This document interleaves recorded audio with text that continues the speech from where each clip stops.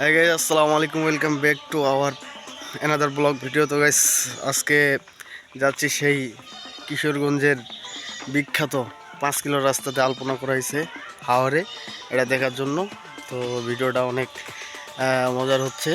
তো আমি যাচ্ছি, আর এই যে কাকা আছে।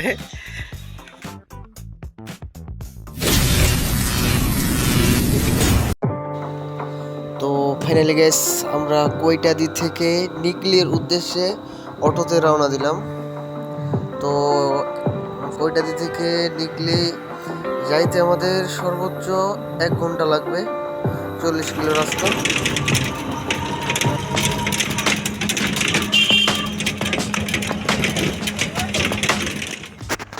তো গাইস, ফাইনালি আমরা এখন নিকলিতে এসে উপস্থিত হয়েছি।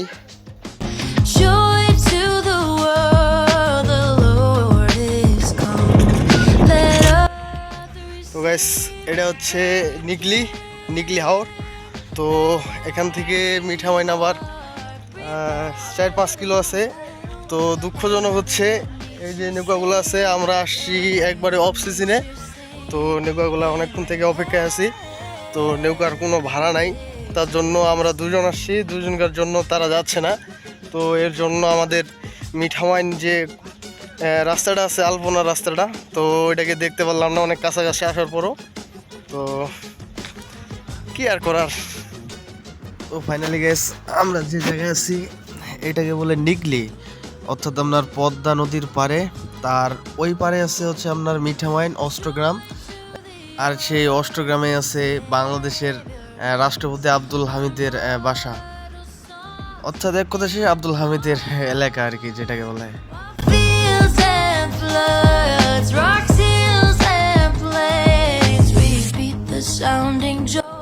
তো গাইস, সবচেয়ে মজার বিষয় হচ্ছে আমি যেখানে দাঁড়ায় আছি, এটা হচ্ছে আপনার হাওরের পার বলে, ঠিক আছে। এখানে মনে করেন নদী থেকে হাওর পর্যন্ত এটা একটা পাকা রাস্তা করা আছে, রোড করা আছে। তো রোডের উপর এখন পানি। তো এই রোডে দাঁড়ায় আছে, অবশ্যই কিছুদিন পর পানি শুকায় গেলে আবার এখানে নতুন করে আবাদ করে, তখন এই রাস্তা দিয়ে এনে নিয়ে আসে আর কি। তো গাইস, ফাইনালি যারা নিকলিতে আসবেন, এরকম ছোটোখাটো অনেক রেস্টুরেন্ট পাবেন।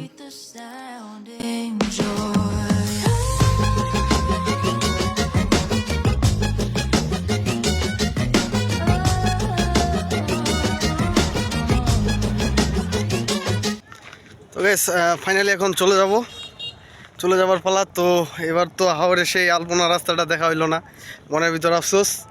ঠিক আছে, দেখি আল্লাহ যদি চায় নেক্সট এর পরের বার আসলে আপনাদের দেখার চেষ্টা করব। তো ততক্ষণের জন্য বাই।